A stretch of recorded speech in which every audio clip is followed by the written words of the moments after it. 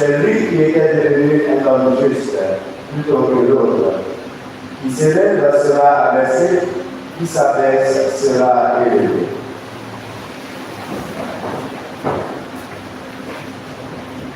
Acclamons la parole de Dieu.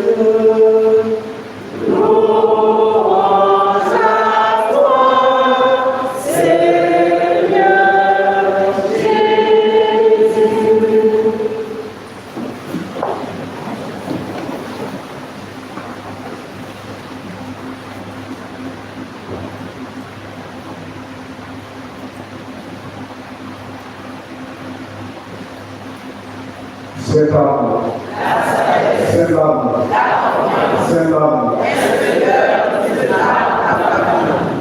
Comme je disais au début de la messe, nous penserions qu'aujourd'hui, pour le moment, les élections n'ont pas un événement dans notre église.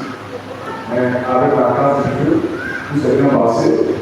Et sur à quoi certaines personnes parmi nous espéraient que ça va passer. Voilà. Donc, nous avons grâce à Dieu parce que il n'arrive pas que le gouvernement et le Sénat a permis que ce matin soit là. C'est une action de grâce que nous pouvons donner à l'endroit de notre Seigneur. Nous sommes venus écouter la parole de Dieu et nous sommes venus écouter la parole de Dieu. Et aujourd'hui, les textes de ce 30e dimanche de la BC nous parlent dans la globalité de l'unité. Si ça s'agissait de la prière précédemment dans le dimanche dernier, aujourd'hui, en ce 30e dimanche, les textes nous enseignent le fondement de la prière chrétienne, à savoir l'unité. Parfois, on se plaît, le Seigneur n'exauce pas nos prières. Le Seigneur exauce la prière des païens. Pourquoi le Seigneur agit ainsi dans la vie?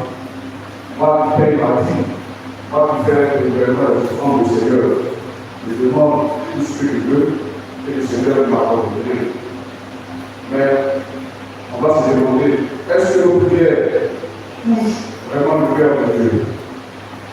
Nos prières sont-elles justes devant Dieu?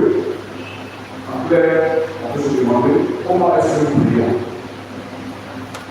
Jésus, dans l'évangile, à travers la parole du pharisien et du publicain, répond à cette préoccupation. Dans cette parole, Jésus nous montre quelle prière nous devons adresser à Dieu. Tout simplement, nous devons prier humblement et simplement.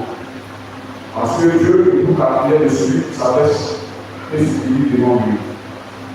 La parole que nous avons écoutée nous interpelle en profondeur et nous pousse à faire la vérité en nous.